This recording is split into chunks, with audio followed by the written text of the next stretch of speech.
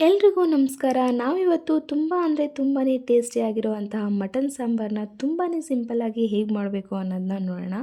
ಈ ಮಟನ್ ಎಲ್ರಿಗೂ ಆರೋಗ್ಯಕ್ಕೂ ಸಹ ತುಂಬಾ ಒಳ್ಳೆಯದು.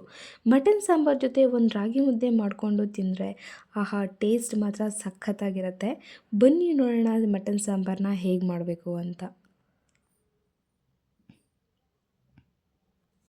ನಾನಿವಾಗ ಒಂದು ಮಿಕ್ಸಿ ಜಾರ್ನ ತೆಗೆದಿಟ್ಕೊಂಡು ನೀಟಾಗಿ ತೊಳೆದು ಕಟ್ ಮಾಡಿ ಇಟ್ಕೊಂಡಿರೋ ಕಾಯಿ ಹಾಕ್ತಿದ್ದೀನಿ. ನಿಮ್ಮ ಮನೇಲಿ ಕಾಯಿ ಇಲ್ಲ ಅನ್ನಂಗಿದ್ರೆ ಕೊಬ್ಬರಿನ ಹಾಕ್ಬೋದು, ಅದೇನು ತೊಂದರೆ ಇಲ್ಲ. ತದನಂತರ ನಿಮಗೆ ಖಾರ ಎಷ್ಟು ಬೇಕೋ ಅಷ್ಟು ಒಣಮೆಣ್ಸಿನ್ಕಾಯಿ ಹಾಕ್ಕೊಳ್ಳಿ. ಒಣಮೆಣ್ಸಿನ್ಕಾಯಿ ನಮ್ಮ ಮನೇಲಿ ಖಾರ ಕಮ್ಮಿ ತಿಂತಾರೆ ಅಂತ ಕಮ್ಮಿ ಹಾಕ್ತಾಯಿದ್ದೀನಿ. ನೀವು ಇನ್ನೂ ಜಾಸ್ತಿ ಬೇಕು ಅನ್ನಂಗಿದ್ರೆ ಜಾಸ್ತಿ ಹಾಕ್ಕೋಬೋದು. ಇವಾಗ ಮೀಡಿಯಮ್ ಸೈಜ್ ಕಟ್ ಮಾಡಿ ಇಟ್ಕೊಂಡಿರೋ 2 ಈರುಳ್ಳಿ ಮತ್ತು 2 ಟೊಮೊಟೊ ಸೇರಿಸ್ತಾ ಇದ್ದೀನಿ. ತದನಂತರ ಅದಕ್ಕೆ ಒಂದು 2-3 ಗಂಟು ಸುಲಿದಿಟ್ಕೊಂಡಿರೋ ಬೆಳ್ಳುಳ್ಳಿ ಮತ್ತು ಕಟ್ ಮಾಡಿ ಇಟ್ಕೊಂಡಿರೋ ಶುಂಠಿ ಸೇರಿಸ್ತಾ ಇದ್ದೀನಿ. ಇವಾಗ ಹಂಗೆ ಅದಕ್ಕೆ ಒಂದು ಸ್ವಲ್ಪ ಪುದೀನ ಸೊಪ್ಪು ಹಾಕ್ತಾಯಿದ್ದೀನಿ. ನಂತರ ಇವಾಗ 1-2 ಕಾಳು ಲವಂಗ, ಒಂದು ಸ್ವಲ್ಪ ಚಕ್ಕೆ ಮತ್ತು ಒಂದು 5-6 ಕಾಳು ಮೆಣಸು ಹಾಕ್ತಾಯಿದ್ದೀನಿ.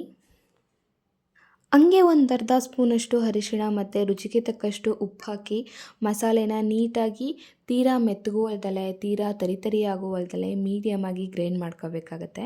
ಇವಾಗ ಈ ರೀತಿ ಗ್ರೈಂಡ್ ಮಾಡಿ ಇಟ್ಕೊಂಡಿರೋ ಮಸಾಲೆಗೆ ಧನಿಯಾ ಪೌಡ್ರು ಒಂದು 4-5 ಸ್ಪೂನ್ ಸೇರಿಸ್ತಾ ಇದ್ದೀನಿ. ಮತ್ತು ಅದಕ್ಕೆ ನೀಟಾಗಿ ತೊಳೆದಿಟ್ಕೊಂಡಿರೋ ಕೊತ್ತಂಬರಿ ಸೊಪ್ಪು ಸಹ ಹಾಕಿಬಿಟ್ಟು ಮತ್ತೆ ಅದನ್ನು ಗ್ರೈಂಡ್ ಮಾಡಿ ಇಟ್ಕೋಬೇಕಾಗತ್ತೆ.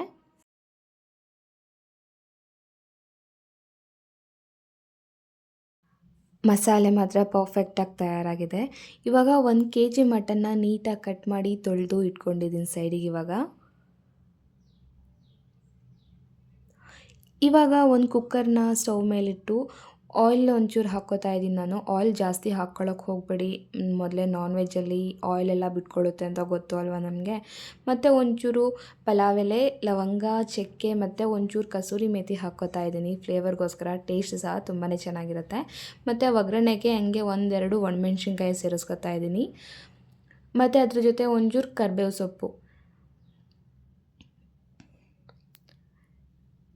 ಈ ಒಗ್ಗರಣೆ ಎಲ್ಲ ಚಟಪಟ ಅಂದು ತೀರಾ ಫ್ರೈ ಆಗೋ ತನಕ ಬಾಡಿಸ್ಕೊಂಬಿಟ್ಟು ನಂತರ ಇವಾಗ ನಾವು ಆವಾಗಲೇ ಕಟ್ ಮಾಡಿ ಇಟ್ಕೊಂಡಿರೋ ಅಂತಹ 1 ಕೆಜಿ ಮಟನ್ನ ಸೇರಿಸ್ಕೊತಾ ಇದ್ದೀನಿ. ಇವಾಗ ಇದನ್ನೆಲ್ಲ ಈ ಥರ ಸೌಟ್ ಬ್ಯಾಕ್ ಸೈಡಿಂದ ತೀರಾ ಮಿಕ್ಸ್ ಮಾಡ್ಕೋಬೇಕಾಗುತ್ತೆ ನೀಟಾಗಿ ಹಿಂಗೆಲ್ಲ. ಒಂದು 5-10 ನಿಮಿಷದ ತನಕ ಫ್ರೈ ಮಾಡ್ಕೋಬೇಕಾಗುತ್ತೆ. ಅದು ಮಟನಲ್ಲಿ ಎಲ್ಲ ನೀರೆಲ್ಲ ಬಿಟ್ಕೊಂಡು ಅದೆಲ್ಲ ಆವಿ ಆಗೋ ತನಕ ಒಂದು ಸ್ವಲ್ಪ ಈ ಥರ ಎಲ್ಲ ಫ್ರೈ ಮಾಡ್ಕೋಬೇಕು. ಹಂಗೆ ಅದಕ್ಕೆ ಇವಾಗ ಒಂಚೂರು ಉಪ್ಪು ಸೇರಿಸ್ಕೊತಾ ಇದ್ದೀನಿ. ಅದ್ರ ಜೊತೆ ಮತ್ತು ಒಂಚೂರು ಅರ್ಶಿನದ ಪೌಡ್ರು ಸಹ ಸೇರಿಸ್ಕೊತಾ ಇದ್ದೀನಿ. ಉಪ್ಪು ಅರಿಶಿನ ಪೌಡ್ರ್ ಒಂಚೂರು ಸೇರಿಸ್ಕೊಂಡ್ರೆ ಅದು ಬೇಗ ನೀಟಾಗಿ ಮೆತ್ತಗೆ ಎಲ್ಲ ಫ್ರೈ ಆಗಿಬಿಡತ್ತೆ.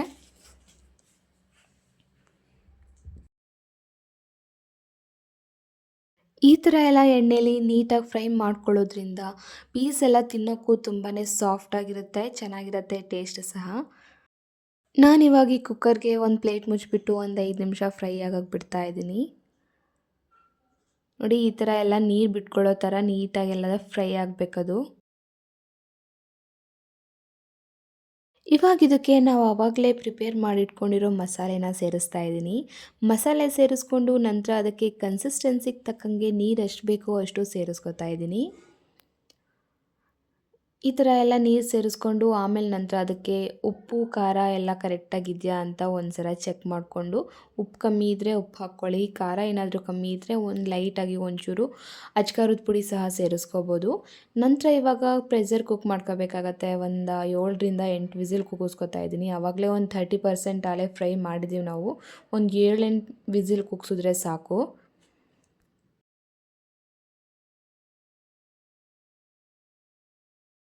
ಸಾಂಬಾರನ್ನ 7-8 ವಿಸಿಲ್ ಪ್ರೆಷರ್ ಕುಕ್ ಮಾಡ್ಕೊಂಡಿದ್ದಾಗಿದೆ. ಇವಾಗ ಓಪನ್ ಮಾಡಿ ನೋಡೋಣ ಹೇಗಿದೆ ಸಾಂಬಾರು ಅಂತ ಹೇಳಿಬಿಟ್ಟು. ಸಾಂಬಾರು ಸಖತ್ತಾಗಿದೆ. ನೋಡಿದ್ರಲ್ಲ, ನಾನು ಇಷ್ಟೇ ಎಣ್ಣೆ ಹಾಕಿದ್ರೂ ಸಹ ಮೇಲ್ಗಡೆ ಎಲ್ಲ ಎಷ್ಟೊಂದು ಆಯಿಲ್ ಬಂದಿದೆ. ಅದಕ್ಕೆ ನಾನ್ ವೆಜ್ಗೆಲ್ಲ ಎಣ್ಣೆ ತುಂಬ ಕಡಿಮೆ ಬಳಸಬೇಕಾಗತ್ತೆ. ಇವಾಗ ಸಾಂಬಾರು ರೆಡಿಯಾಗಿದೆ. ಏನಿಲ್ಲ ಅಂದರೂ ಇದನ್ನು ಒಂದು 5 ನಿಮಿಷ ಕುದಿಸ್ಬೇಕಾಗತ್ತೆ ಸ್ಟವ್ ಮೇಲಿಟ್ಟು. ಸಾಂಬಾರು ರೆಡಿ ಆದ್ರೂ ಒಂದು 5 ನಿಮಿಷ ಕುದಿಸಿದ್ರೇ ಅದು ಟೇಸ್ಟ್ ತುಂಬ ಸಖತ್ತಾಗಿರುತ್ತೆ. ಸಾಂಬಾರು ರೆಡಿ ಆಗೋ ಅಷ್ಟರಲ್ಲಿ ನಾನೊಂದು ಮುದ್ದೆ ಸಹ ಮಾಡಿಟ್ಕೊಂಡಿದ್ದೀನಿ ಆವಾಗಲೇ. ಮಟನ್ ಸಾಂಬಾರನ್ನ ಅನ್ನದ ಜೊತೆ ತಿನ್ನೋದಕ್ಕಿಂತ ರಾಗಿ ಮುದ್ದೆ ಜೊತೆ ತಿಂದ್ರೇ ತುಂಬಾ ಟೇಸ್ಟು ಚೆನ್ನಾಗಿರುತ್ತೆ. ಅನ್ನಕ್ಕಿಂತ ರಾಗಿ ಮುದ್ದೆನೇ ಆರೋಗ್ಯಕ್ಕೂ ತುಂಬಾ ಒಳ್ಳೆಯದು. ನೆಕ್ಸ್ಟ್ ಟೈಮ್ ನಿಮ್ಮ ಮನೇಲೂ ಮಟನ್ ತಂದಾಗ ನೀವು ಸಹ ಇದೇ ರೀತಿ ಒಂದ್ಸಲ ಟ್ರೈ ಮಾಡಿ. ಟೇಸ್ಟ್ ಮಾತ್ರ ತುಂಬಾ ಚೆನ್ನಾಗಿರುತ್ತೆ. ನಮ್ಮ ಚಾನಲ್ನ ಯಾರ್ಯಾರು ನೋಡ್ತಾ ಇದ್ದೀರಾ ತಪ್ಪದೆ ಪ್ಲೀಸ್ ಸಬ್ಸ್ಕ್ರೈಬ್ ಮಾಡ್ಕೊಳ್ಳಿ. ವಿಡಿಯೋ ಇಷ್ಟ ಆದರೆ ಲೈಕ್ ಮಾಡಿ, ಶೇರ್ ಮಾಡಿ, ಕಮೆಂಟ್ ಮಾಡಿ. Thank you.